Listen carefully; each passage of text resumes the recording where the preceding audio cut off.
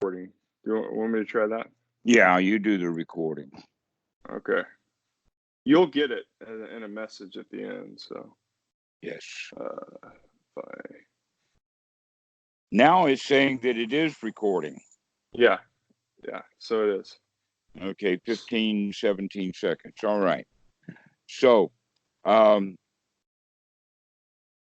getting back to the very basics, the word meditation is the wrong word to use because meditation often means cogitation or thinking about something, like meditating on a concept or an object or whatever like that. And that Buddhist students are prone to do that, where in fact, mostly what we should be doing is an investigation of those things rather than just merely thinking about it. Observing it would be the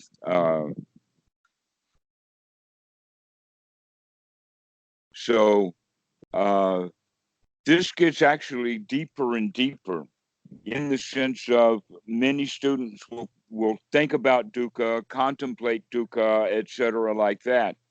But the more important thing is to see it directly, to notice this is dukkha or this is impermanent. Seeing it like that rather than using it as an object of contemplation. I wonder what kinds of things are impermanent. is not the right way. Or is this impermanent or not? Yeah, but rather to start seeing things as they're in the state of transition. Now, in that regard, what we begin to understand on a physics level or a scientific level is that Newton called it the law of inertia, which sounds kind of backwards in the sense that objects tend to stay in their state. But the law of inertia was quite incomplete, and so they changed it to the law of entropy in the last century. And the law of entropy is saying that everything falls apart because of energy. That energy is dispersed. So if it's in a particular location, the whole idea of that energy is that it's going to disperse. And so we have concepts of open systems and closed systems. A closed system means that it's completely unique within itself, where an open system is something that continuously has things coming in from the outside of the system. An example of that would be the planet Earth. And it's constantly getting hit by things, mostly sunlight from the sun. If the sun stopped doing that sunning thing that it does, heating up the planet, then you can see how entropy, or you can imagine how entropy, or you can contemplate how entropy would in fact take over in the sense that all of the heat would dissipate, all of the life would die, all of the water would dry up, and that everything on the planet Earth that we consider life would die without the sun. So we understand it from that concept of opened and closed systems, but more importantly, now the physicists are coming to understand, based basically on the question is, why is the speed of light the speed of light? And a better question is, what is the speed of light? And they've already got the mathematics all worked out about why the speed of light has to be less than infinity, because if it was infinity, then there would be no time, that all the light that there was would be here as well as everywhere else. Right. Because it's infinitely fast. Here it is, and there it goes, and here it is again. It would be everywhere all the time. Yeah. It'd be here everywhere all the time, and so that it makes no sense. But what they've come down to is that light looks like a particle when you measure it like a particle, and it looks like a wave when you measure it like a wave. Well, which is it, a particle or a wave? The answer is it's causality. that causality makes it appear like a wave because we're measuring it like that. And now we're beginning to understand that that not only when it's a wave, that it is a wave, but every time it goes back and forth, there's causality. When it's at this point, there's causality that brings it back in the form of a wave. So there must be some sort of cosmic clock that's hitting on a regular basis, but so fast that it's beyond our ability to measure yet. In fact, any machine that we would have to measure it would be a subject of that same causality, that same law, and therefore it's going to be very difficult to measure. Just like gravity waves were very difficult to measure, but finally they figured out how to do it. So causality is that, and they may eventually measure it. They can get cameras down to slow. They can get the cameras so fast that they can measure it in nanoseconds. Right. But nanoseconds is way too fast for causality. That a nanosecond is the amount of time that it takes light to travel about 11 inches. All right. Well, if it'll travel 11 inches, that means a whole lot of causality was going on to get it to move 11 inches in a nanosecond. We're way too gross at the level of nanoseconds to get down to this level of causality. But what I'm presenting to you is that everything about you, everything about the house you live in, everything about the planet that you live on, and everything in the universe that you live in is constantly in motion, is constantly flux, it's constantly moving. That you've seen these domino things where one pushes a domino and it hits another and it falls, and then maybe a whole bunch of them fall and they make a pretty picture and all of that kind of stuff, right? Yeah. The thing that's most interesting is no matter how spectacular those dominoes are, they eventually run out of dominoes and the whole thing is finished. Right. Because they ran out of dominoes. Well, guess what? The world is nothing but dominoes. There's not any to run out of.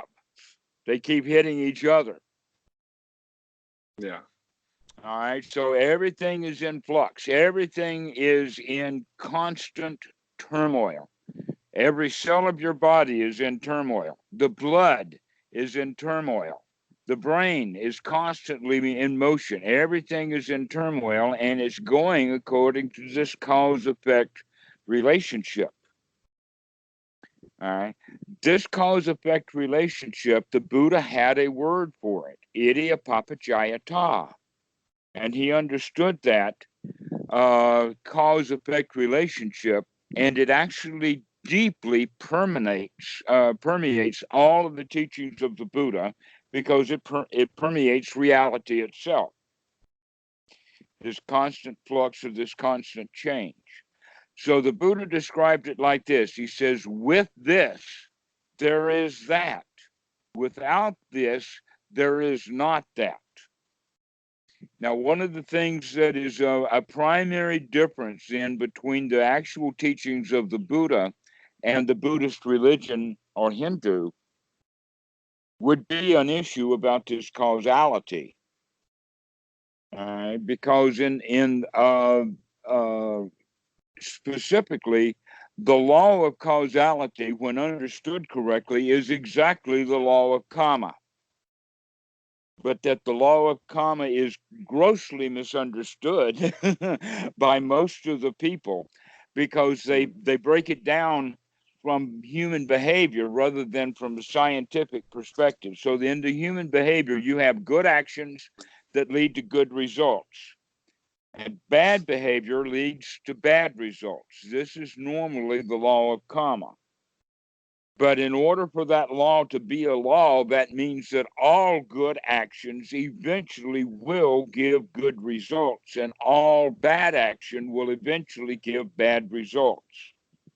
By stating it like that, we've turned it into a religion, because obviously those things are not true. Right. But in the time of the Buddha, he had to describe it. So the way that he described it to in the beginning was to understand that no, some actions are mixed, that some actions have both good and bad intentions, or that they have both good qualities and bad qualities, or that they may have a particular quality that depends upon the point of view. It was either a good thing or a bad thing. The goodness and badness are actually a judgment call based upon a point of view. An example Relative. of that is at a football match, and the ref throws a penalty, and half the audience loves it, and half the audience hates it. So he threw a penalty flag, and to now that's a judgment call that he's made, and then everybody else is making their own judgment calls.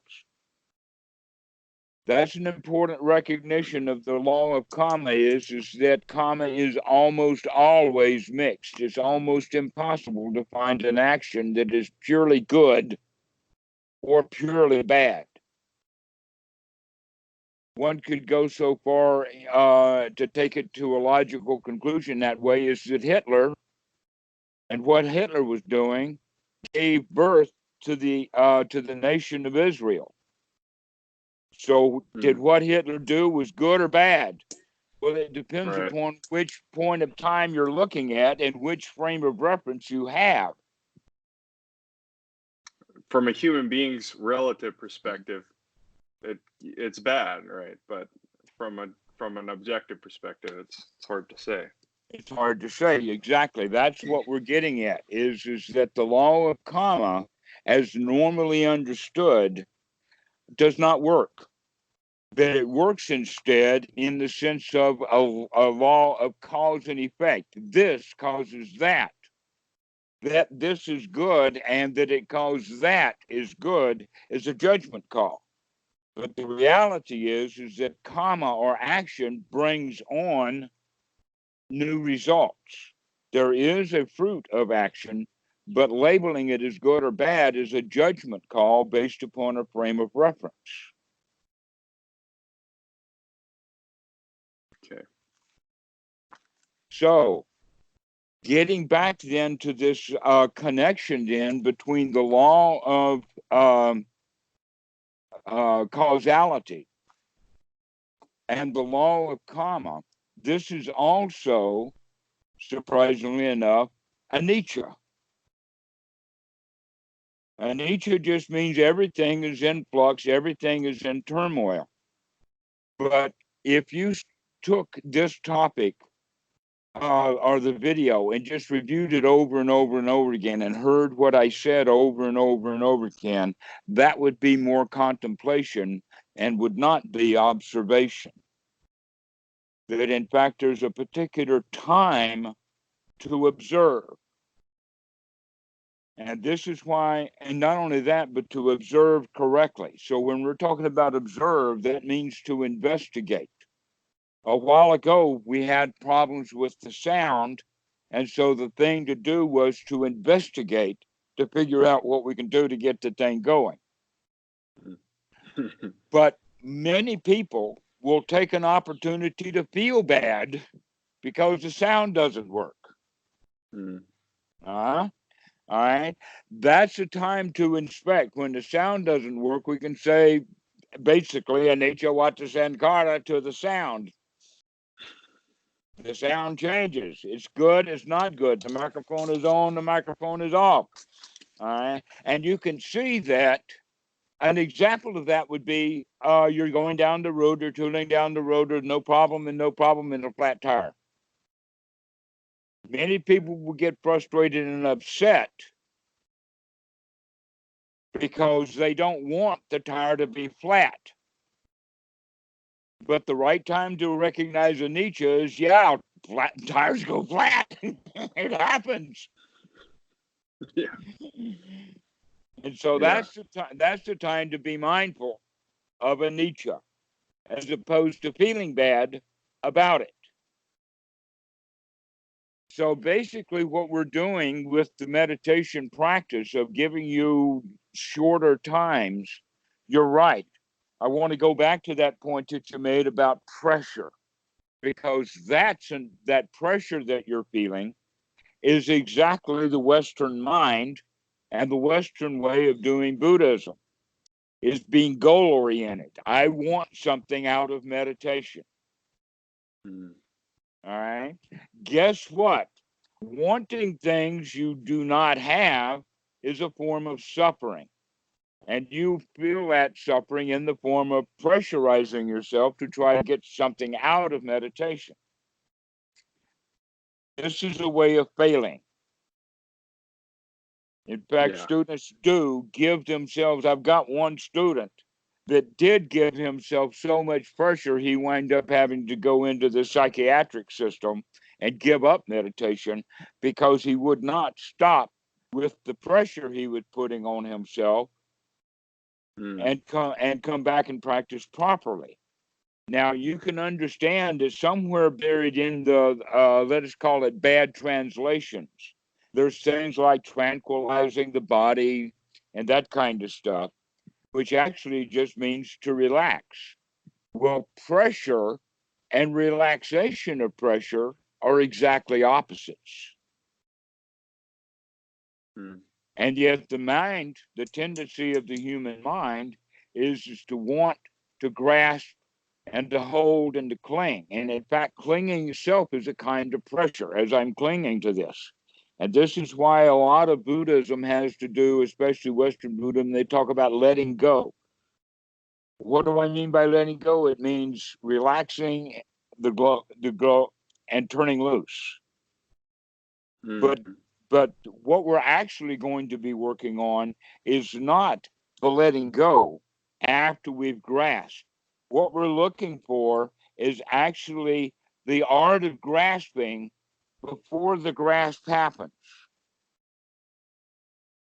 And before that, what was the motivation behind all of this grasping that led to the clinging? All right. Here's the Pali words for that. The clinging itself is called tanha, and the wanting to cling, going in that direction. I'm waiting here for you to look up so you can see my hand. Yeah. This movement is called upadana, and you've got a kid who came in. Hello. Yeah. Hey. Hi. Say Hi. hi. All right. Good night, buddy. All right. I love you. See you in the morning. Okay. All right. Sorry about that. Go with mommy. Bye Good bye. night. Say bye. Yeah. He's. Yeah. Oh, he Good night, wants to buddy. see me. I know. I know. All right. Good night, buddy. Yeah. All right. I knew that was gonna happen. I'm glad he did. We're completely uh flipped on the time. 12 hours exactly. So Uh-huh. my 8 p.m. is your 8 a.m. All right. And where is that? In Arkansas. Arkansas, right, which is Central Yeah, Time Zone. Exactly. that's right. That's right. You sound Uh, like you might be can't place you, but I'd say Texan if I had to guess. I have spent 4 years in Texas. Oh I yeah. spent about Okay. 8 years in Oklahoma. Okay. I can see that too, yeah. I got a lot of family in Texas, so. So Oh, my ex. we were you got out of there. You're lucky. You're lucky. I've got students there. Oh yeah. Yeah, Okay. I got students in Dallas, got students in Atlanta, got students now in Arkansas and Fort Smith. Yeah. Nobody from Oklahoma City yet, but from Huh. all over. Got students in China, got students in the Philippines, got students in Hawaii, several in That's France, a great. lot in Germany, English in England too. So anyway, back Yeah. to what we were talking about. This Tana. Yeah. tanha. Here's the sequence. And it's all based upon feeling. Feeling is the major point that we need to work with. Not after we do the grasping and clinging and then we have to let go. That's already suffering. So we're going to be watching things early. And here's the sequence. Feelings, I like it, leads to wanting. I like it means I want it. I want it means I've got to have it. The gotta have it is the clinging itself. Is when we kind of have a mental demand like it should be this way. I want it to be that way really hard, and I'm willing to put pressure on whatever it takes to get it to be the way I want it to be. And you can see that pressure right there in my hand of grabbing that arm, and I want to cling on to that. I want to hold on to it. All right, and we do that. So let's go back to that example of the car. You're driving down the road. You want to drive down the road. You've got a destination to be down the road, and here you go down the road, and now flat tire. Anicca. But we still have the clinging of I want to drive down the road, and that has now become impossible. Just like I want to go through the door, and the door is locked, or just like I want to log on to the bank, and now they made a change and the automatic login doesn't work anymore through Google, and I don't know what the original login was. Am I going to feel bad because I can't log into the bank? Am I going to feel bad because I can't get in the door? Am I going to feel bad because the tire is flat? You see, these are all individual points in time when we think that we're doing what we want to do, and we wind up recognize, oh no, that's just clinging. I'm clinging to get into the bank website. I'm clinging to get into the door.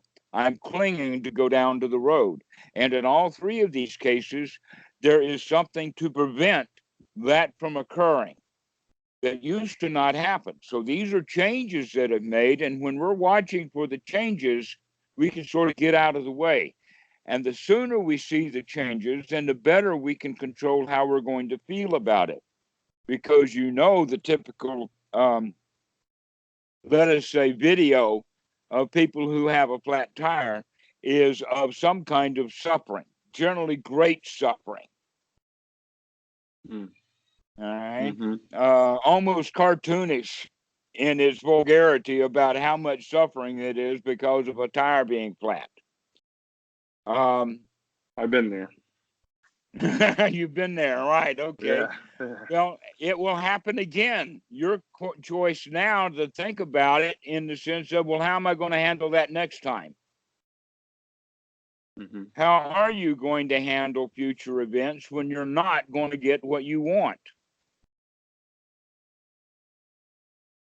Because not getting what we want is a form of suffering.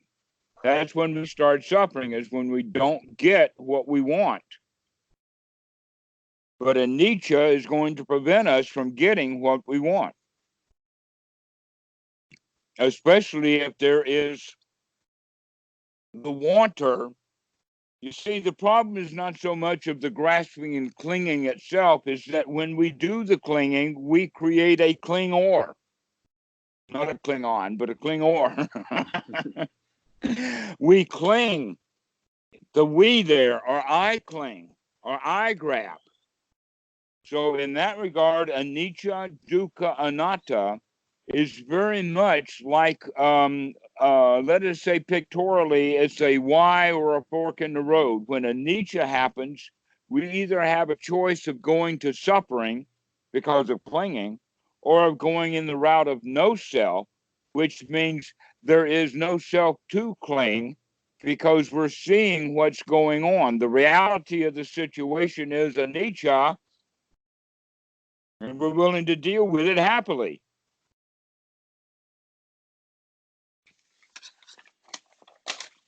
Right. There was a very common bumper sticker back in the 1980s in the United States that I saw commonly. And that bumper sticker was also in other places. The bumper sticker said, "Shit happens, and then you die." Have you ever heard of that? Yeah. Yeah. I've All seen it. right. I've seen Okay. it. All right. There's a better way of saying it. Shit happens. Be happy. And then you die happily. The question is not whether or not a Nietzsche in the sense of shit happens. The question is, how are you going to handle it? Yeah. So you can begin to see the Nietzsche immediately during meditation. You can just see it. But it's more important to see it when your only option is to feel bad. Right. All right. And why is that? Okay. The Nietzsche is the tire going flat. And I don't like that because my clinging is to continue driving down the road, a destination, an appointment. I begin to give myself pressure. Oh, I've got to fix this tire and get back up to where I was, or I'll be late for that appointment. And so generally after somebody fixes a flat tire, they start driving faster than they would have done if they had not had a flat tire. Because of that upadana, that grasping, that clinging, that wanting things to be better. And so after the flat tire, now the guy's racing to his appointment, and now he has an accident. Now he's got real trouble, right? But if he had been mindful and changed the flat tire and then mindfully got in the car and mindfully driven down the road, he would not have had that accident. So these are the kind of chain events that can be set up through this cause-effect relationship. An example of that in English language is called the slippery slope. That once you start in a certain direction, things tend to go downhill from there because we have somehow lost our mindfulness. We're not watching what's going on. We're into bad feelings. And as we continue to operate in bad feelings, things get worse and worse and worse. Goes further into suffering, further into clinging. And so the question is, when are we going to be able to see things? How soon can we see it? Now, the reality is that the anicca happened on the outside world. But we had to process that within the mind, and that processing is called perception, giving us an internal representation. So what we almost always feel is not about what actually happened, but it's about the concocted story that we make up in our own minds about what has happened. So the reality is the event was flat tire. But the thought is, oh no, this is a tragedy. This is terrible. Right? Well, flat tires are not terrible. The world has had, what, 100 million flat tires in the past 50 years. And we still go on. It's not terrible. The terribleness is in the fact that we don't like it. So we manufactured the terrible in our mental image of flat tire, where in fact terribleness was not part of the flat tire. Perhaps a nail, or maybe just the age of the tire, or other things. But anicca, Vata Sankara, in this case, anicca for every tire. Or anicca for every time that the tire changes, the mind will change also. Before, we're tooling down the road, we feel one way. Now we recognize the tire is flat, and now we feel a different way. The feelings have changed. Why is that? Because somewhere in our own old memory banks, possibly from our dad's time, when our dad was driving and he had a flat tire, and while he was having the flat tire, he also managed to have a hissy fit. Therefore, now that you're an adult, when you're driving down the road and you have a flat tire, your mental image of, oh, flat tires mean hissy fits. I've got to have a hissy fit like my dad did. Mhm. Because it's built into the model. But recognizing that this flat tires, the reality of this flat tire does not have hissy fit built into it. The mind has the hissy fit built in. That's I can see it's almost like it works on a couple of levels because you feel this sort of societal pressure to react. Like if I was late to I'm a photographer. If I was late to a photo shoot, when I got there, I feel the societal pressure to act like um, very sorry that I'm late, or very sorry that something happened, or rushed, or it's not even just the way I feel, it's the way I feel like I have to act for other people, you Okay. know. Well, there are certain social conventions and expectations. You can apologize and even say you're sorry without being sorry. Right. There's no reason for you to feel sorry, but you do have to do the social conventions. Right.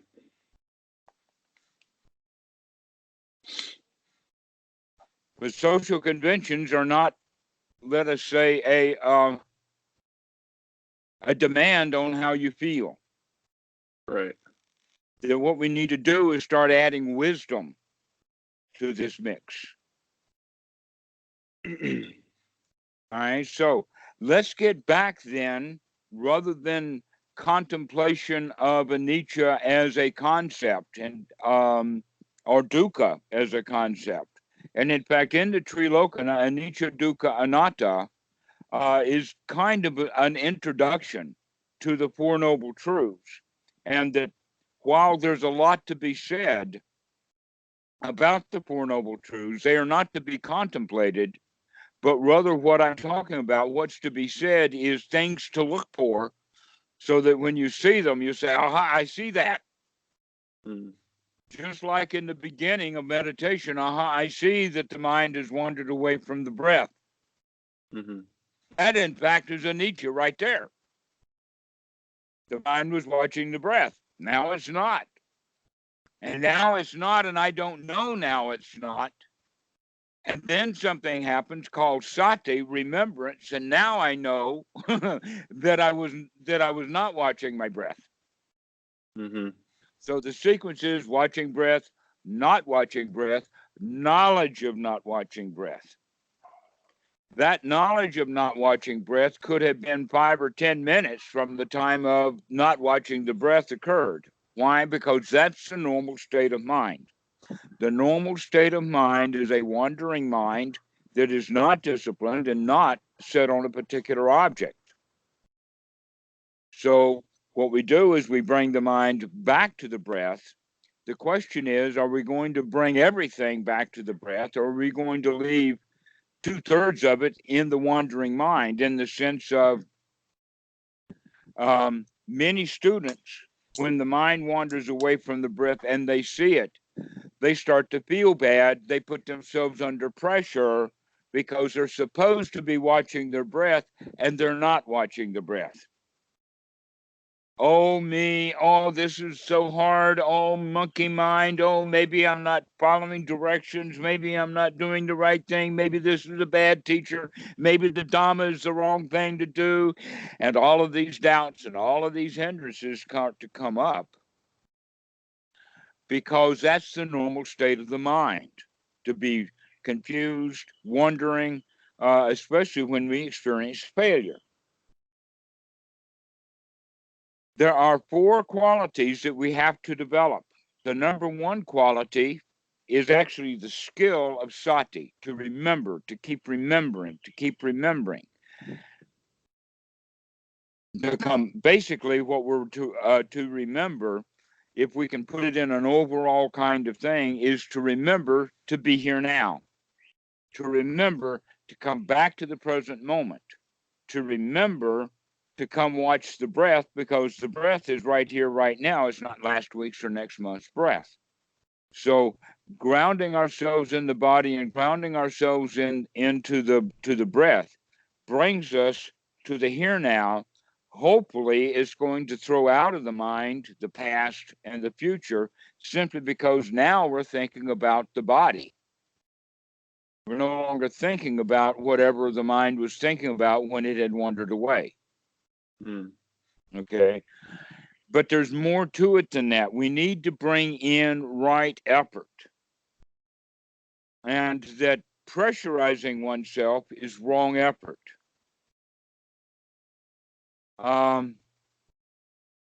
There was a book that was written back in the 1970s that became quite a joke just by the title itself. It was written by Wayne Dyer, who had become kind of a pop psychologist and was writing a lot of books. And the name of his book was You Must Relax. The title of that book is a joke. It's not possible that you must relax. You can see the word must is that pressure that you're putting on yourself. You must relax. Relax, damn it. Exactly. Yeah. You can see how that we grab a hold of something and we cling to it, thinking that the clinging itself makes it mine, like relaxation. So we'll grab hold of relaxation and grasp and cling to it. By doing that, we destroy it. It's not relaxed when we're grabbing on it. So we got to practice a different way. That's what we mean by one's right effort. In the beginning, right effort is a little bit of effort. In fact, part of the effort is to make sure that it's not too much effort. We got to learn to balance this effort so that it's the right amount of effort, because in the beginning, it's actually going to take some effort. But as you progress, the effort becomes easier and easier, almost effortless, because it's the automatic thing to do. It's like developing a new habit. Say, writing a foreign language that like Thai or Greek, where the alphabet is different. So you got to learn a whole new alphabet. As you're learning that new alphabet, it's slow and tedious. But if you keep doing it over and over and over and over and over again, you can begin to draw these Greek letters or these Thai letters more at ease. And then if you do it for years, you wind up having the same ease with doing it that when you're doing with the English alphabet. In fact, you can write English really well now. But when you were 6 years old, look how much effort it took. And possibly a whole lot of bad feelings and maybe a spanking or two. Yeah, probably. So this is the thing that we're looking at is that right effort is going to become easier and easier as you progress. But in the beginning, it's got to be a skill to be developed. And then as that skill is developed, then it becomes more and more effortless right effort. So the right effort has to be balanced. And another quality of it is that it needs to be joyful, because that's the skill that we really need to develop to get the right attitude. Because you see, with attitude, most students, when they start with their meditation and the mind wanders away, they feel victimized by their mind. Oh no, monkey mind, as if the mind were separate and the mind is now causing me the problem. It's really funny like that. But when we start to add right attitude, we literally are intending to come out of the victim's position into the winner's position. Now, we're raised as victims. That little Charlie that walked in here tonight he was picked up and taken out. He had no Mm. choice about it. He was a victim to your big, strong arms, right? That Yeah. kind of mentality that we start to develop as children, we begin to feel out of control. It's built in. And that because it's built in from birth and we continue to do that our whole lives, we wind up playing that victim's game for our whole life. An example of that victim's game would be going to the doctor too much, going to a psychologist at all, Mm. not Okay. repairing your own automobile. Because if you're a real champion, you're going to never get sick. You're going to be mentally healthy. You're going to be able to fix your own car and fix your own laptop. Or if you need to get a new one, you just go get one because you're a winner. But many people, when they go to get a new car, they wind up being a victim to the car salesman. Mm. Mm-hmm. I remember one time when I was a monk that I was actually helping a Thai woman buy a car, and her English wasn't that good, and she didn't know what. So I went to the dealership to help her to get a car. And one of the things that happened really late in the whole process was the car salesman said, "Aren't you excited about getting this new car?" Or not new car, but it was a used one for her new. Aren't you excited? And I recognize that's part of the trip that they play is getting people excited, because when they're excited about buying a new car, they don't look at the paperwork very closely or very carefully. This is the time to get screwed. Aren't you excited is the question that they'll ask. So if you say yes, you're excited, now is when all of the crap comes out. It's really time to pay attention because he knows that you're excited. And while you're excited, you're not thinking about all the paperwork. You're thinking about the car itself and getting a new car and all of that kind of stuff. That's when he sells you the extended warranty and Yeah, a the bunch of other extended shit. warranty, and maybe, Yeah. oh, don't get a bank loan here, take out our loan. We've got a good deal Yeah. on loans, etc., like this. Exactly. That's exactly what happens. All right. So I'm using that as an example because a mindful Dhamma dude, when confronted with a situation like that, saying, "No, I didn't come here to get excited. I came here to buy a car. If I wanted to get excited, I'd have stayed home and watched television. I'd have watched the news." So this is the whole thing. We start off as victims, and many, many things will come along that will keep us in a victim's position.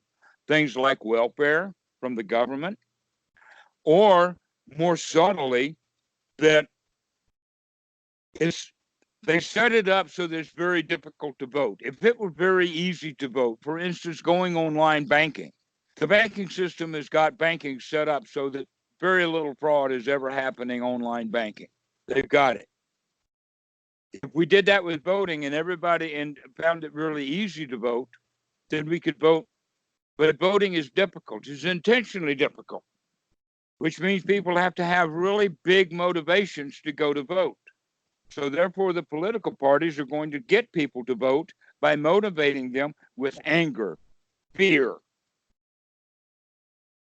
greed for some sort of thing. In other words, they become victimized by the political party, saying, "Oh, aren't you racist?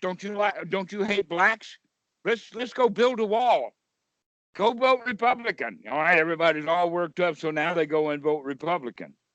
But if a Mm. wise Dhamma dude hears that, he's saying, "Wait a minute, no, I don't. I'm not racist. I don't hate blacks. I'm not for immigration. I'm not going to vote because of my bad feelings."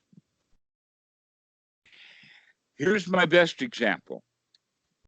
In Christianity, they have a very, very big deal that's so big that I don't know of any Christianity that does not have this. And that is that in order to be saved, you have to take Jesus as your Savior.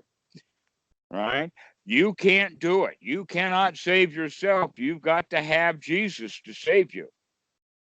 So he's your helper to help you stop being victimized.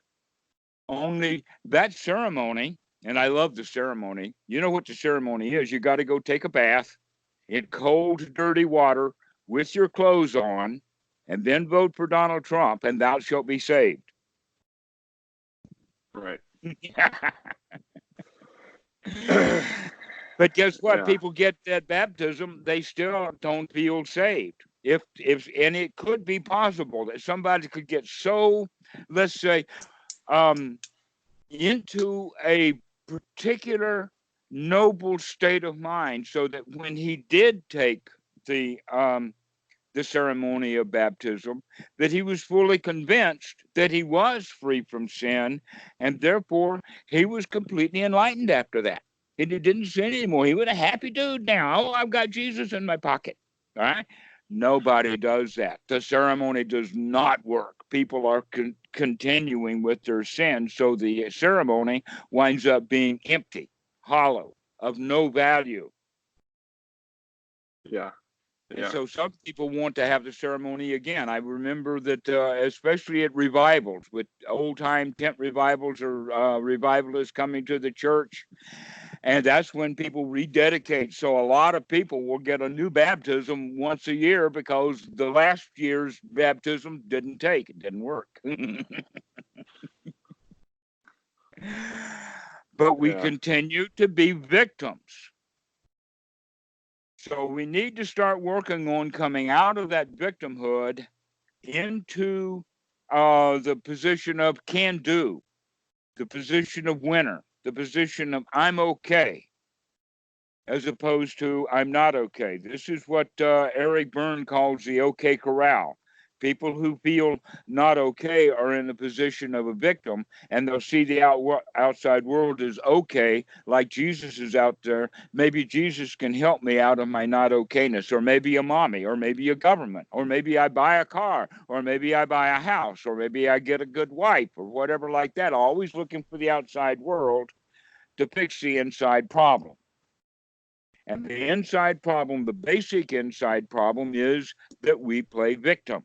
We don't play winner. So, right from the very beginning, we need to develop the skill of right attitude. And the skill of right attitude and right effort go hand in hand. These two skills need to be developed. This is why we go for the quality of, let us say, being happy or intentionally glad to see the mind wandering away. That's a marvelous point in time. Why? Because the mind was wandering away before and we didn't notice it. So it was already in its normal state. Why feel bad about the mind's normal state? It's been in that state for years. Now we see that it's had wandered away back into its normal state, not watching the breath, not being here now. So that point in time, that sati, that point is the time now to develop these four skills. Now, one of the skills that I'll call it a skill, though we've got to discuss it later, would be right view. Now, one's right view, which actually is the first item on the Eightfold Noble Path, right noble view. Well, at this particular point in time, our right view, our right noble view is that it is better to get the mind cleaned out than it is to leave it dirty. That's your noble view. That's why you've called me. That's why you sit down to meditate. That's why you're doing all of this stuff, is because you do have a sufficient amount of right view. One of the ways of looking at right view is that life is shit. Let's go do something about it. Rather than just keel over and die. Life is shit and then you die. That's a victim's position. All right, so life is shit. Let's do something about it. That's right noble attitude, right from the very beginning of it. Eventually, as right noble attitude right noble view, as right noble view grows, it becomes overarching and completely filling up to see everything that's going on. So an important point about that then, that right noble view is compassion, or let us say that the very best parts of compassion fit into right noble view. If one has right noble view, he is going to be compassionate.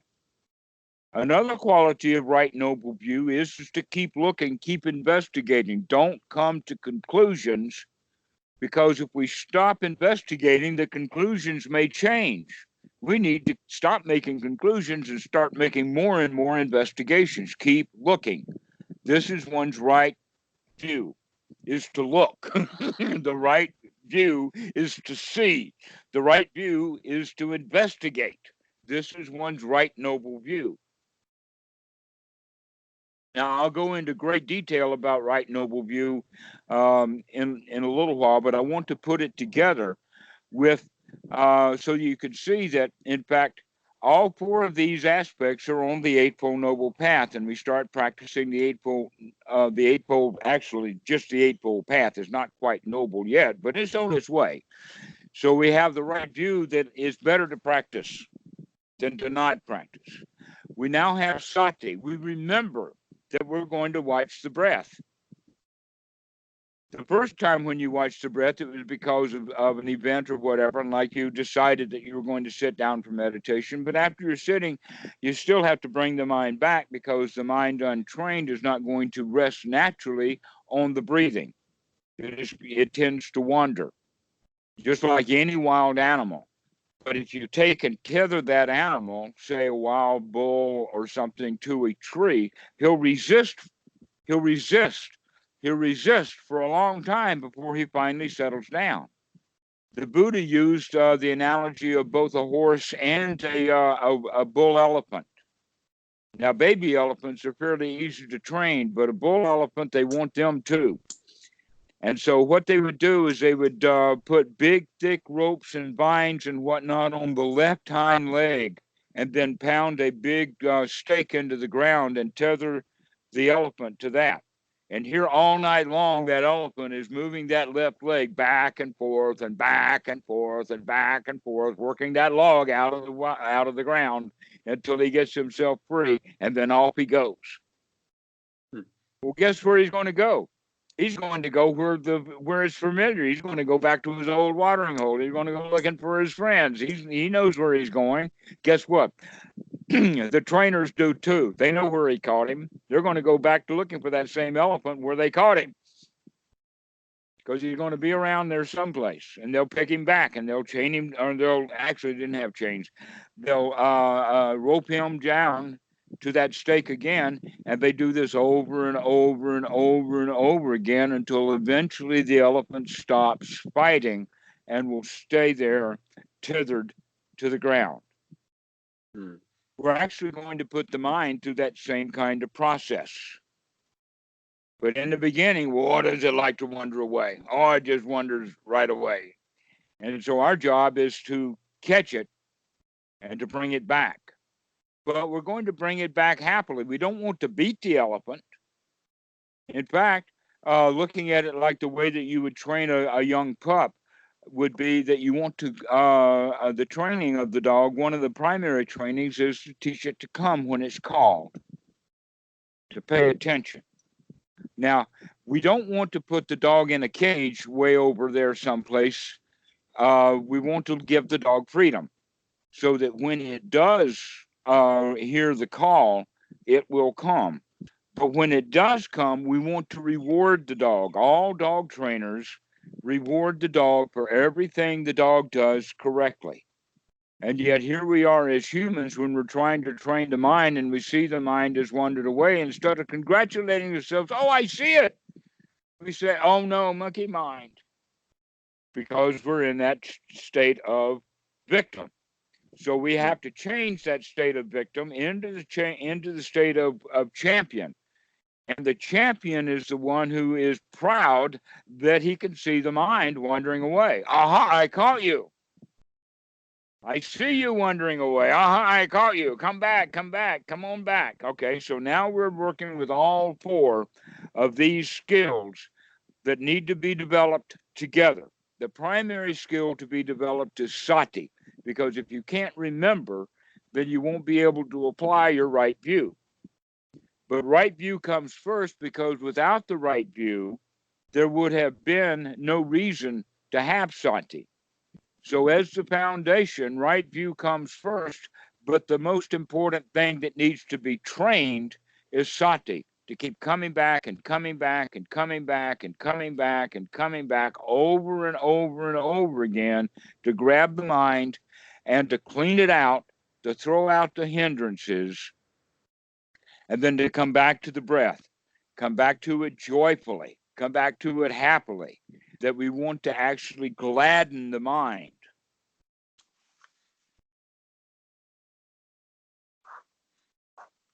This is an important quality called gladdening the mind. It's a skill to be developed. It's almost to the point that to say that happiness is a skill to be developed. Joy is a skill to be developed. Now, there is nothing in your society that's going to try to convince you of that. They'll all try to convince you, oh, no, you come do what I tell you to do, and then you can be happy. Yeah. This is the only place is going to say, oh, no, you're not ever going to get any happiness by doing what you were told to do. You're being told to do for their benefit, not for yours. Just like psychiatric patients are given psychotropic drugs, not for their benefit, but for the benefit of the caregivers.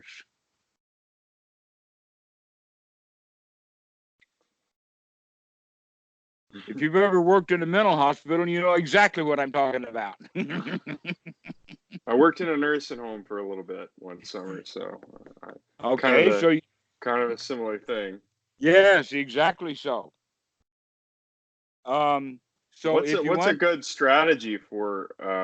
I try smiling during meditation, or trying to put a smile, in my mind, or something like that. But sometimes it feels like a little too much ego or something, or I'm a little bit I'm not in the moment as much as I should be. how about artificial? Yeah, yeah, exactly. All right. Well, guess what? It need not be artificial. Artificial is just an attitude, and it's the attitude of a victim. Oh, you can't be happy. That's artificial. You're going to have to stay unhappy where you've been all of this time.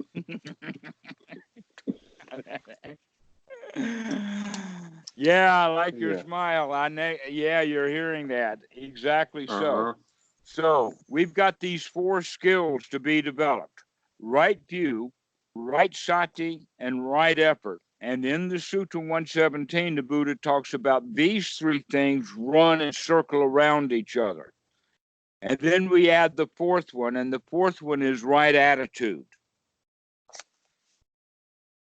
So right view, right sati, and right effort, and right attitude. These are the four major points of the Eightfold Noble Path. The other four, in fact, are more resultant.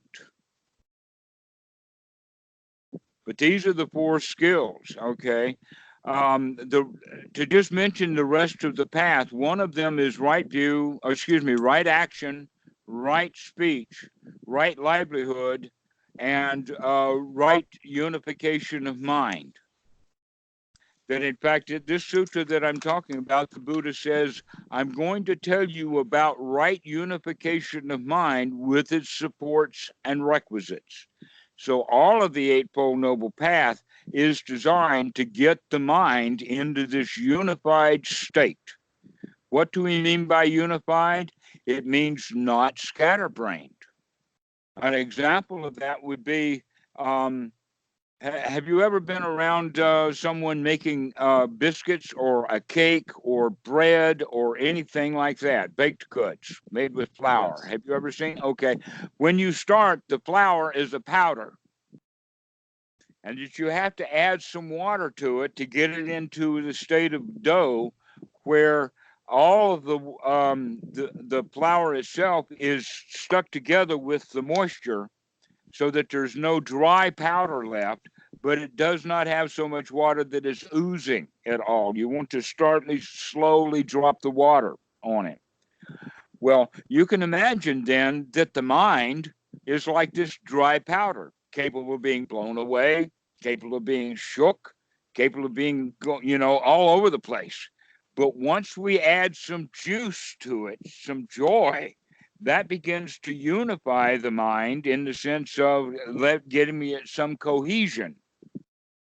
This, by the way, is actually an analogy that the Buddha has um, concerning jhana, and we'll go over it again. So remember this about the concept for them with bath powder. That when the bath powder is a powder, it's not useful, and not only that, but it tends to scatter. But once you start adding a little bit of water to it, to where you can get it into a ball, now it can be put to use. It's unified. It's in a state that's worth having some value. So the mind is also going to become unified.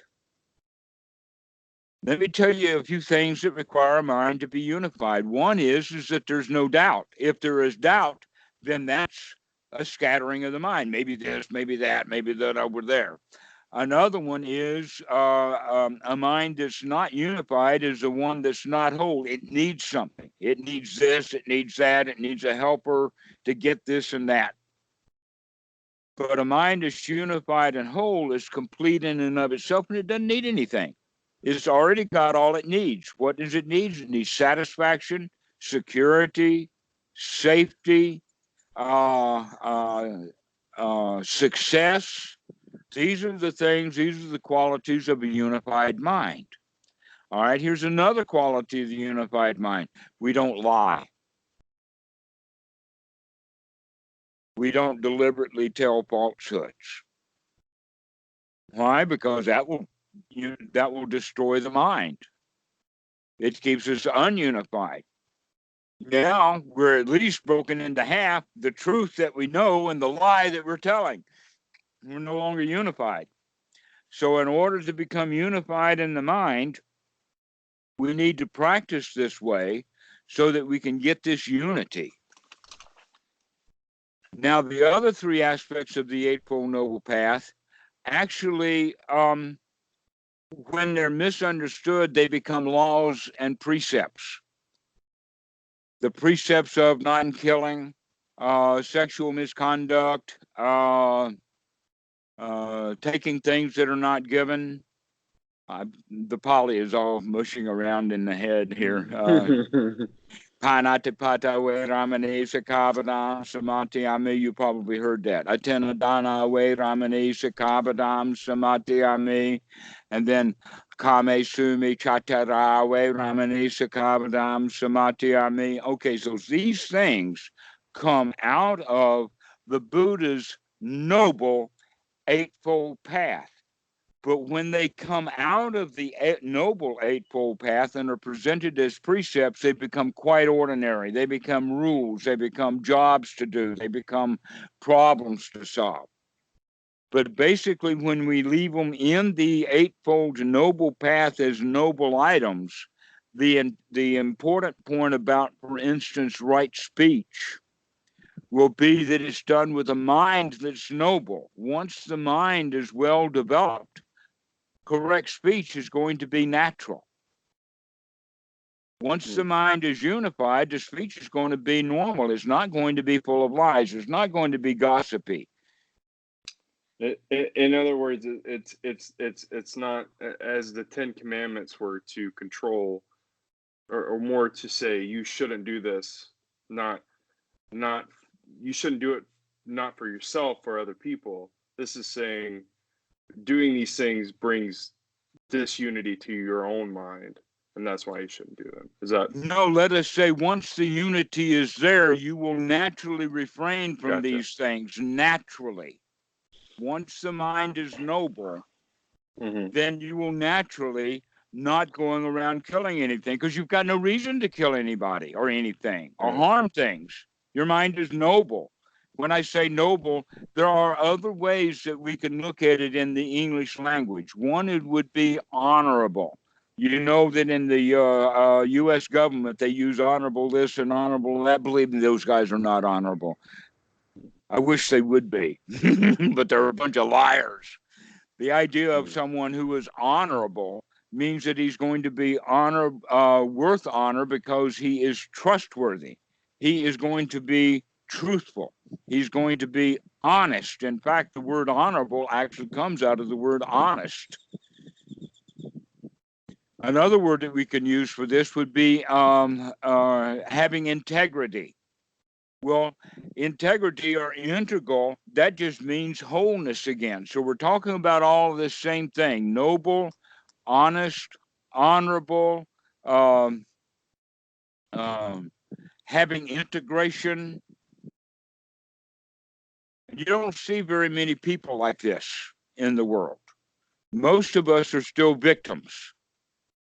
Very few winners out there, very few really noble people, because their mind was not trained for nobility.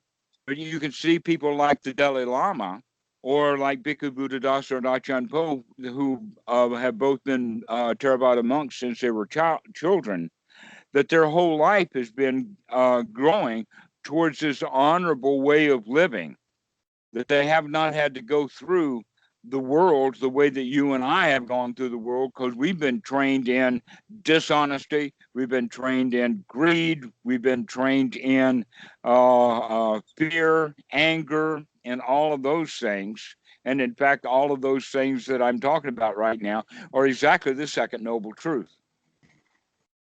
The second noble truth. You know the second noble truth? What's the second noble truth? I've got it written down. The cause of suffering. Cause of suffering. Yeah. I knew it was Right. suffering. Yeah, the cause of suffering. Well, what is the cause of suffering? The three main ones are greed, ill will, and delusion. Well, one of the ways of looking at delusions is lies, not being honest. Many people are not even honest with themselves. Christianity has got a really, really big problem nowadays because of honesty. In the old days, they could get away with it because there was no internet, nobody knew anything, and so whatever the priest said, everybody had to believe. But now nobody believes the priest. Yeah. Right? Because they've been caught in their dishonesty. In fact, Christianity winds up being completely dishonest because it's based upon a lie. Do what we tell you to do, and thou shalt be saved, and nobody's saved. Saved from what? Saved from the wages of sin.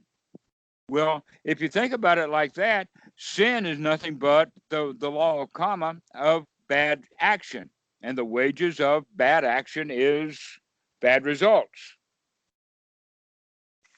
And yet everyone is still subject to that. They don't get out of it. How can we get out of it? Well, let's start looking at the nature of the suffering itself. Because if we can understand suffering and the nature of it, and we understand it because we're watching it, we're looking at it, we're investigating it, we keep looking at it, we don't contemplate it, we see it. And by seeing the cause of suffering, we can begin to come out of it. But the point that I was making is that the whole world is based upon this because the politicians tell lies, the people believe them, become unhappy, and so they want things to be better. And so you can see the greed, ill will, and hatred played out in the political arena. You can see it played out in the business arena. You can see it played out in the business arena in the sense that you're a customer, but you can also see it played out in the sense that you're an employee. And so everything is revolving around this issue of suffering and no suffering. But it's hard for people who are, let's say, living their ordinary lives. It's hard for people to actually see that, oh, wait a minute, the whole reason or the whole rationale for the entire civilization that we live in is because the entire civilization we live in has been failing at the reduction and elimination of suffering. Right from the very beginning, in primitive times, we wanted knives so we could cut. Why? Because it was too much work to tear an animal apart with our bare hands. And so we started using knives. The knives led to axes. The axes eventually led to cell phones. For a while, they were musical instruments. But our whole basis of technology is based upon the elimination of suffering. And yet, the more technology we have, there is no much of elimination of suffering. There may be reassignment of duties and reassignment of tasks to do, but the mind itself has never gotten rearranged. We need to rearrange the mind so that it can see suffering and avoid it. And so this is why we want to develop these 4 skills. Is sati means to remember to look at what's going on. Right view is to say, see what's going on, to look at what's going on, to remember to see what's going on. These 2 things work together. The third one is the right effort that it takes to see what's going on, to take a really close look at it.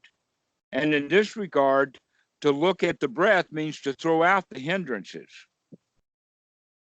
And so then the right attitude comes in. The right attitude is the attitude of a winner, the attitude of joy, the attitude of gladdening the mind. In fact, in the Anapanasati Sutta, one of the steps, which we normally label as step 10, is to gladden the mind, to refresh the mind, to get it joyful. And that by doing so, that will also help the feelings.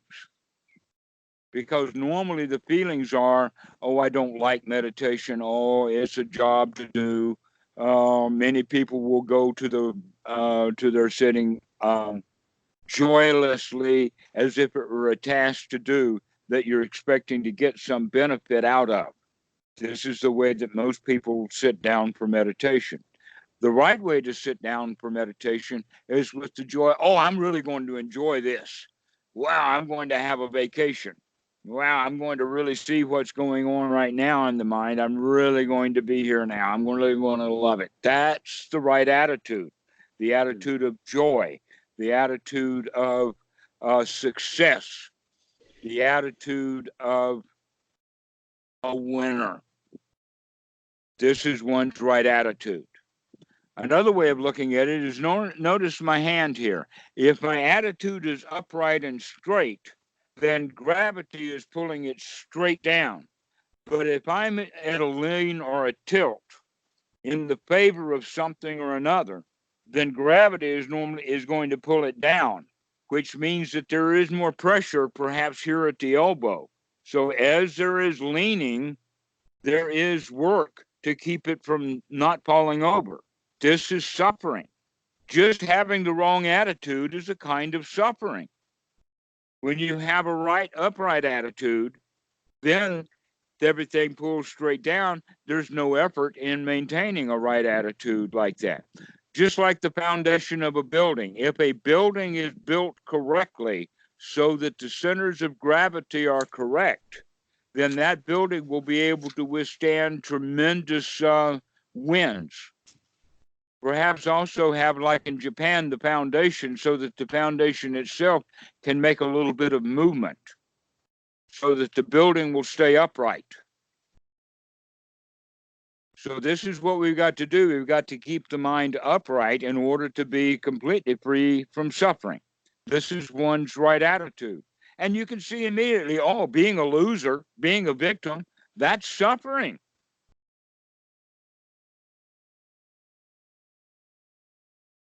But being a winner, being joyful, that takes less effort,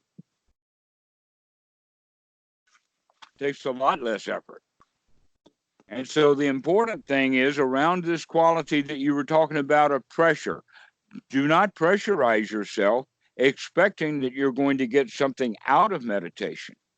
That the only thing that you're going to ever get out of meditation is what you're getting out of it right here, this moment, right now. If you can be mindful of this moment right now, then you're developing that habit so that it will be useful later. But the only benefit you're going to get out of it is the enjoyment of this moment. The question is, how many moments in the next 20 years can you spend happily? A dozen? 1,000? All of them? So this is the training. The training is to get the mind out of being a victim. The training is to get the mind off of pressure, to get the mind to actually relax,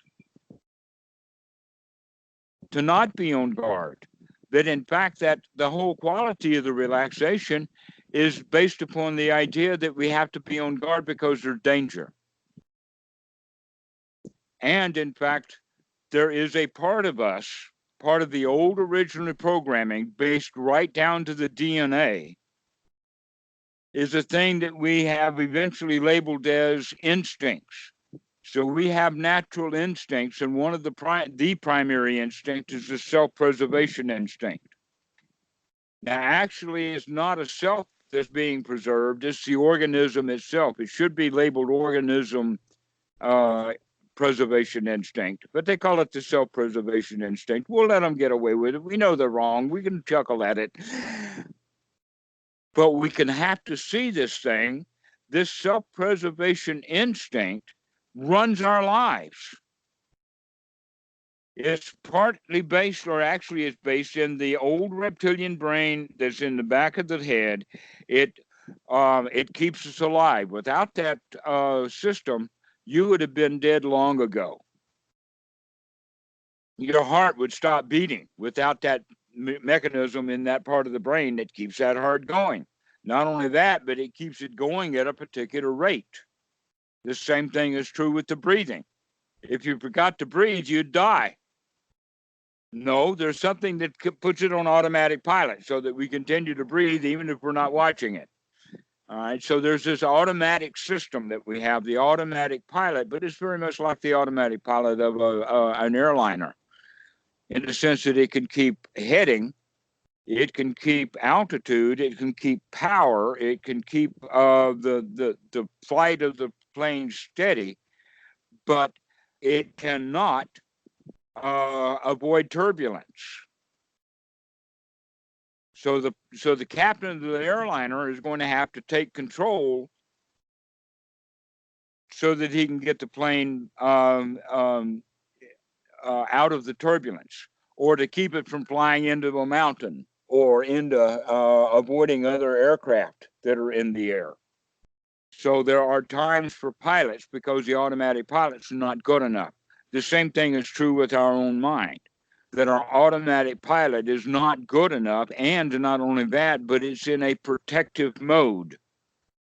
What is the protective mode? Things are dangerous. Why are things dangerous? Well, they were dangerous 100,000 years ago. 200,000 years ago, things were really dangerous. And so now in modern society, though modern society is relatively safe, all of the people in that society don't feel safe. They haven't made that connection or that change. We feel a bit safer, but not safe enough. So we need to actually start to develop the things that are going to give us or lead us into the state of feeling safety, which means we can actually turn off this ever alert self-preservation mechanism that keeps us uptight, stressed out so much of the time, thinking that things are dangerous when in fact they're not. So now I'll introduce the idea of the human part of the brain is up front, the frontal cortex. This is what is lazy.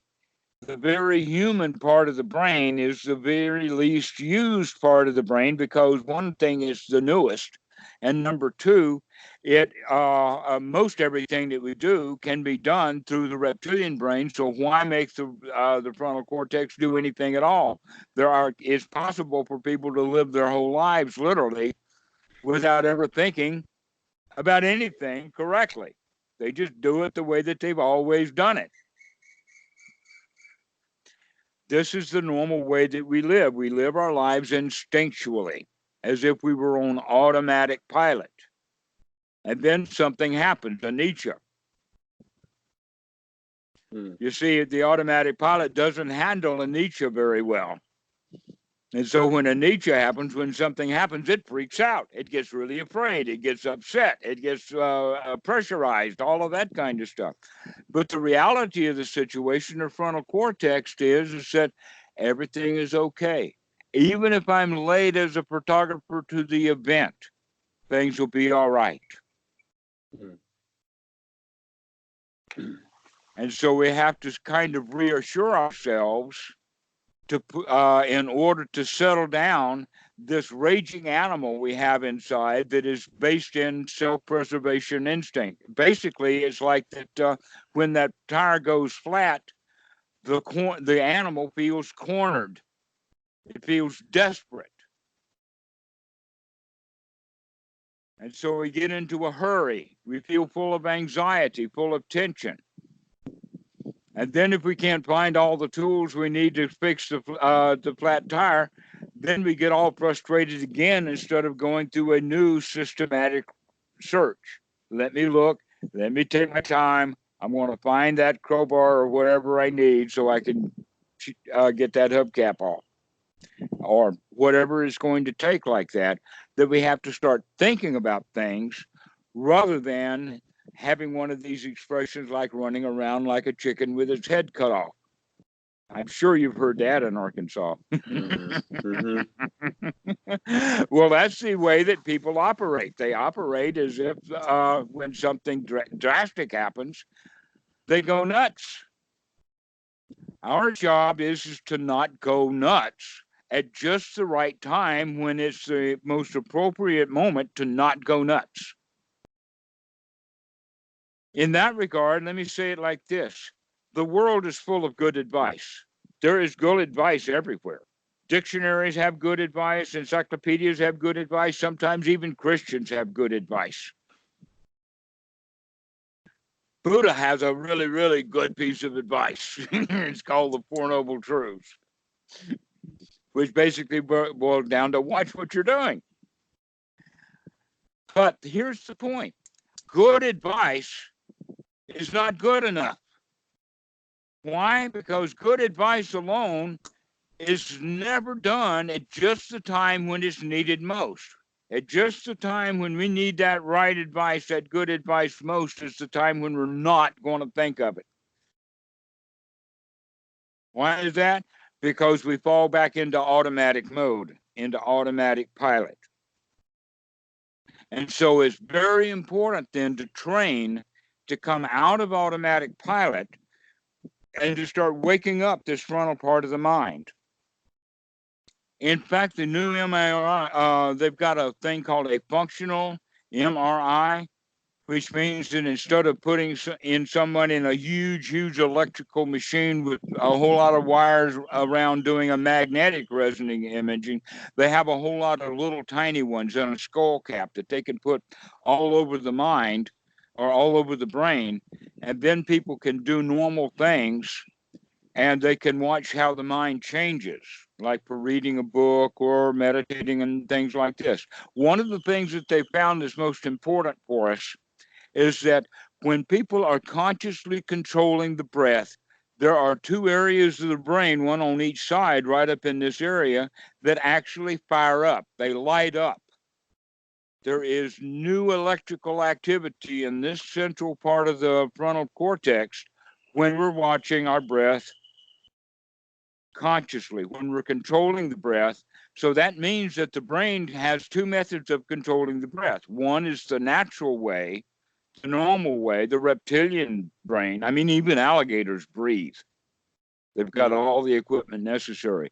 But for humans, we have another way of controlling the breath through the frontal cortex. and the frontal cortex will light up. If that's the case, then that's exactly what I think that the stories mean that give rise to, for instance, Tanisaro has a book, Achan Tanisaro has a book out named Mind Like Fire Unbound. We also think of it in the sense of the 4 foundations of mindfulness that are associated with body, feeling, mind, and mind's objects are the same as earth, water, fire, and air. So the mind is fire, which means energy, which means energetic. And so with that kind of mentality, we say, yeah, we do want to lighten this up. We do want to exercise the frontal cortex. We do want to act human instead of acting like reptiles. And so one's right attitude then is, let's start watching the breath consciously, because consciously watching the breath actually fires up this part of the brain that we want to be in gear and eventually take over. So that we do everything that we do through wisdom, through investigation, through correct knowledge, with good skill set, as opposed to letting things do the way that they normally do, which is based upon fear, based upon self-preservation, based upon instinct, and based upon doing things the way that they were done 100,000 years ago, rather than what's happening now. So we need to light up this part of the brain. That's what we're doing with these 4 things. By bringing the brain to that point of saying, I'm not going to think about whatever the mind was thinking about before, because that's reptilian mind business. I'm going to think about the here now. I'm going to think about the breath. I'm going to be here with the breath. I'm going to play with it. I'm going to experiment with it. And this is the way that we begin to practice, not in the sense of pressurizing ourselves, hoping that we're going to get some advantage out of it, but rather say, hey, what I'm going to do with meditation, I'm just going to sit and enjoy it. I'm going to play with it. I'm going to develop the skills that it needs so that I can start playing some beautiful music right now. So this is why the gladdening of the mind is so important. Gladdening the mind gets it basically fit for work. Now, there's something else that fits in with that, and that is that when the mind is hindered through hindrances, we're thinking about the past, we're perhaps being restless, bored, or we run across some issue that happened, and so now we've got a plan for the future. And so normally the mind stays in the past and the future. The past and the future has doubts, has desires. We want things that we don't have. We have to put up with things we don't like. And that also the mind gets tired. That as you practice more and more, you'll find that there comes a point in time when the mind is tired, let's say 30 minutes or 40 minutes into a meditation session. By practicing short, you're actually building things up. You don't actually get the mind tired. But if you do sit for a long time, you'll see that the mind, in fact, does get tired of being exercised because it hasn't been doing so much work before.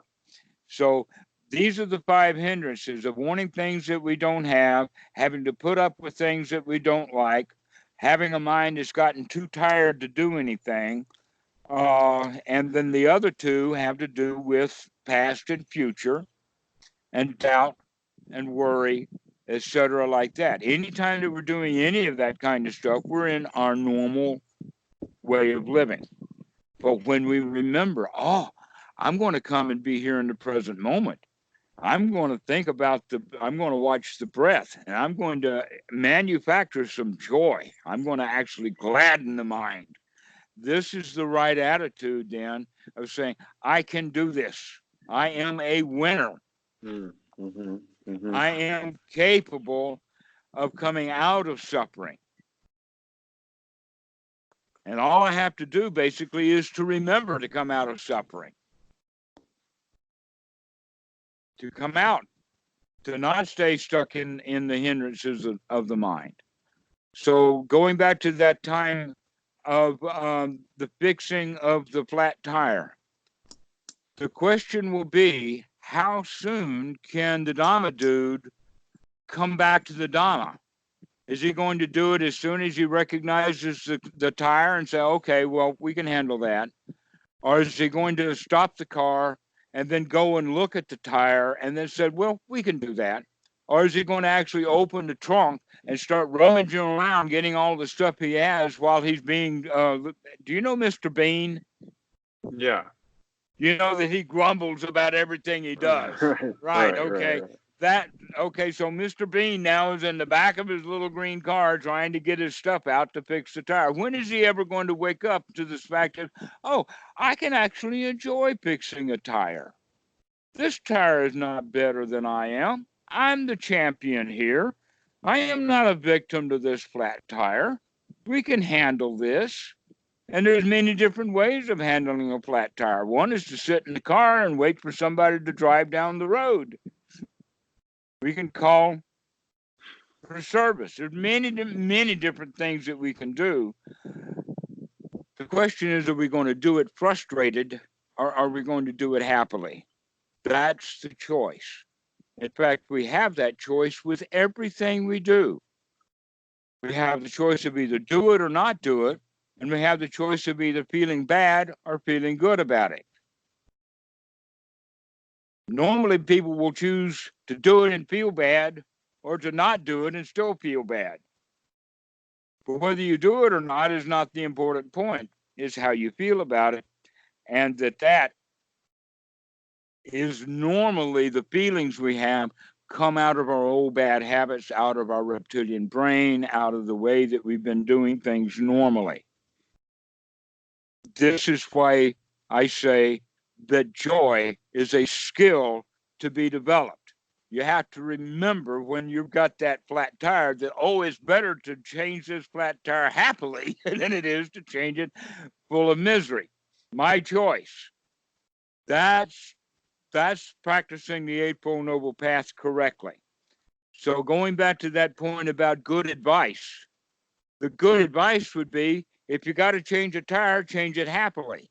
Very, very, very, very few people will follow that good advice. They will change the tire, but they'll be miserable the whole time, and then there'll be a hurry after they finish the tire. They'll be in a hurry driving the car because they were clinging to the driving and getting there in the first place. So as we begin to recognize, oh, wait a minute, I've been creating so much trouble for my life because I wanted to get things done.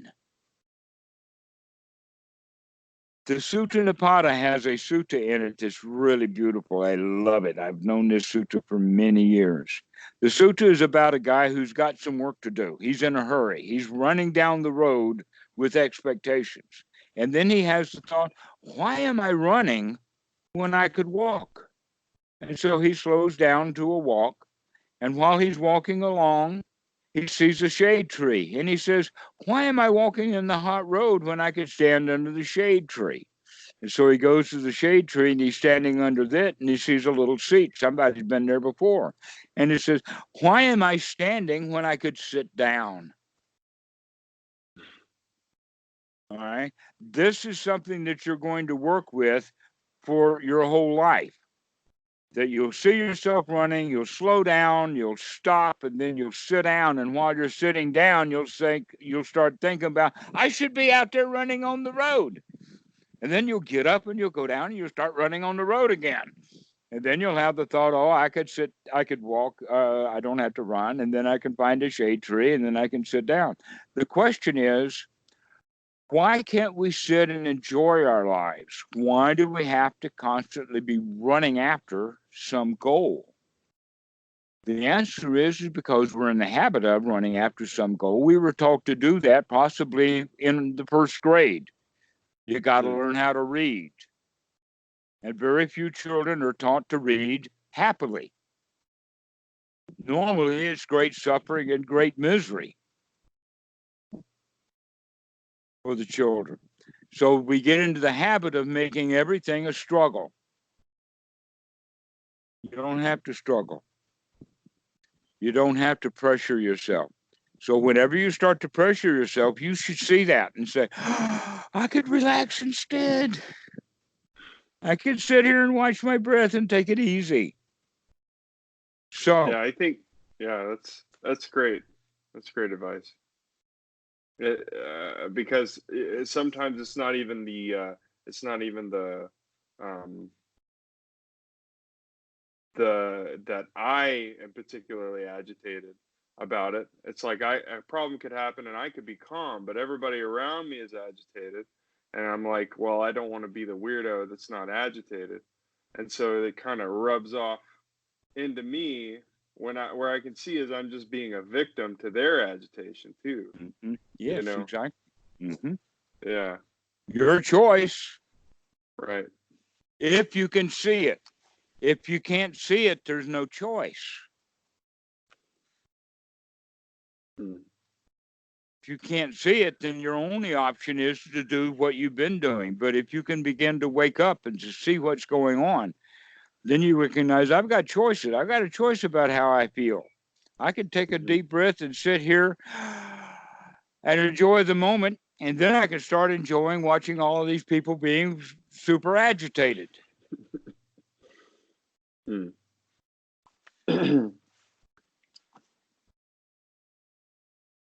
So this is the way that we begin to practice these four things: right noble view, right sati, right effort, and right attitude. And the right attitude is an attitude of a winner. It's a joyful attitude. It's filled with happiness. It has the quality of success, satisfaction, security, safety, and contentment. Contentment will bring relaxation. And the question is, can you remember to do that at the right time? Can you remember to do that when everybody else is agitated? If you're The a winner. answer, no, the answer is let's develop sati as a skill. Hmm. Let's develop that as a skill so we can remember at just the right moment when we need it most that we could do the right thing. We could take the right advice if we can remember to. And it's really hard to remember to do the right thing when all of the crap is happening. So we need to develop it as a skill. Hmm. Sati is a skill to be developed. That's an important point, but so is joy. The right attitude is a skill to be developed. A joyful, happy, can do, successful winner's attitude as opposed to the loser's attitude. Oh, everybody's upset. I might as well get upset with them.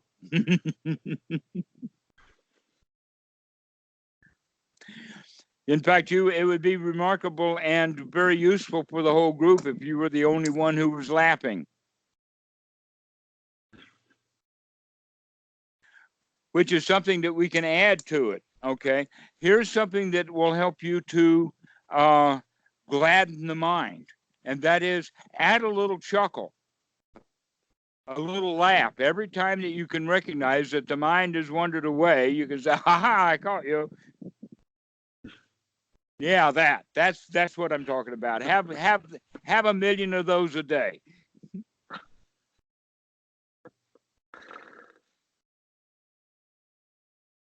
This is the right way to practice. So if you're doing it at 10 minutes 6 times a day, yeah, chuckle for 10 minutes a day or 6 times a day for 10 minutes. That's the way of looking at it. To really enjoy it. Don't expect that meditation is going to give you some long-term results that happen years from now. Get your results right here, right now. The Buddha called himself Tathagata. He did not call himself the Buddha. You know what the word Tathagata means? It's based upon the word tatata, and it's translated often as thusness or thisness, but basically it's the quality of be here now. So the ta-ta-ta is the one who has come to this present moment. Be here now. Eckhart Tolle calls it this present moment. Ram Dass says, be here now. In the Pali, it would be ta-ta-ta. This is it. This is it. This present moment. Let me take a deep breath and enjoy this moment. And you keep doing that over and over and over again. And what you begin to do is you begin to develop little nibbana moments. A little nibbana moment. Now, everybody has little nibbana moments. Bhikkhu Buddhadasa says that if people didn't have little nibbana moments, they'd die from the heat. If the mind was hot all the time, they would die. So everybody has a cooling off time. The question is, how can you do it consciously? Can you actually sit down and cool off? Relax, relax. Over and over and over again, you practice that so that when the time comes that you really need that, it'll be there for you. Mm-hmm.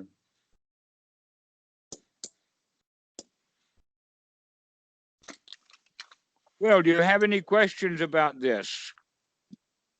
There's certainly more to talk about, but I think this is a good stopping point. You have other questions? I can see you've got a list. Let's go for it. A couple of questions. You told me to take start out with some deep breaths to root myself. I started sort of if I get lost in thought for too long, for a longer period of time, I'll do that again during the meditation, just to sort of reroute myself. Do you think that's yes, whatever okay you need, whatever techniques that you need to develop for yourself to help you to remember. And in fact, we'll give you a whole list of things the next time you call, little aids, little tricks to help you to remember sati. But while you're sitting on the cushion, while you're doing actual practice, it takes a kind of determination. Your job while you're sitting here is to be mindful, to not let the mind wander into its normal place, but to keep coming back to the breath joyfully over and over and over again. One of the ways of good practice for students is to practice the long, deep breath so that their belly moves, their chest moves, even to their shoulders, so that they can get a good experience of what the body is like with 4, 5, 6 breaths. And after that, then we let the breathing go back to normal. When the breathing goes back normal, what that means is that now we're giving control of the breathing back to the reptilian mind, and we're just daring it for the mind to wander away again so that we can catch it. Aha, I caught you again. Because actually that's the skill that we're wanting to develop. Not the skill of staying on the breath, but the skill of remembering to come back to the breath. Right. That's the skill. So we actually want to give the dog a chance to wander off so we can call him back again. As you become more like close with the breath, would you expect the feeling to change? Because I notice different things, and I don't know if I'm noticing them or if these are things that I'm causing to happen. This kind of like, because I'm doing it so long, Okay, that's for you to investigate. That's for you to start noticing more and more, which is the cause and which is the effect. That's a major, major issue with people, is they're confusing what's the cause and what's the effect. They see two things happening kind of simultaneously or together or in an interrelated way, and then they'll go with whichever one I saw first, that must be the cause, and the second one that I saw must be the effect. But no, it may be the other way around. It needs to better investigation than because I saw it first, that's the cause. But rather, oh no, I may be seeing the effect first, and I need to discover how this relationship works. So this is part of the investigation of what is the cause, what's the effect. Now, there is going to be intention in there. The intention is to gladden the mind. The intention is to have a joyful attitude. The intention is to, when the mind wanders away from the breath, to bring it back joyfully. So part of that mix in there is going to be also intention. And now this kind of intention is based upon right view. This is part of right view as opposed to right attitude. And then one other thing was that my visual field is really, really active. I don't know if I'm just a really visual person, but all these, ever since I very first started meditating, I always have like spirals and undulating light always just in my visual field. And I try not to pay attention to it, but sometimes I don't know if it's a distraction or if it's something that I should just go with. I can fairly well say, yes, it's okay for you to enjoy those visual things. Yeah. Okay. Good. Gotcha. Exactly. But if you start thinking I should be doing something else, now you become a victim to them. That those visual things are happening partly because of, let us say, the habit that you have of being visual. So one of the things that you can start to do is to pay more attention to the body.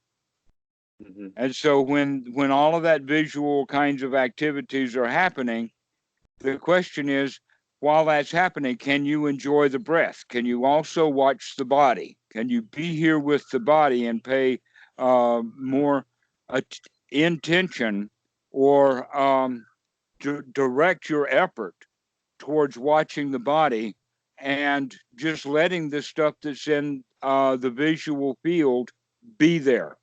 Because it is. Other people experience sounds within their own ears, ringing or tetanus or whatever like that. And the general advice is to ignore it. But that's not really the right advice. The really right advice is to never mind, just watch the body. That's what we're doing in the beginning, is watching the body. And so letting that other stuff be there, don't try to chase it away. Don't think that there's anything wrong with it. And it's okay to watch it for a while. And then you come back to the body. Kind of like just as if I was driving down the highway and not necessarily looking or paying attention to everything that's happening around me, focusing on driving and just letting it all happen around me. So that's how I feel sometimes. Yes, exactly. That's a good analogy. So the stuff that's happening visually, let us say that that's way off to the sides. And your job is to pay attention to the body, which is what's going on here. That's a good analogy. I like that. I think that's it. I think those are all my questions. All right. Well, great. We'll see you in a week or so. Yeah, in a week. This was awesome. Thank you so much. Yes, okay. Appreciate it. Thank you. Have a great day. Yeah, I intend.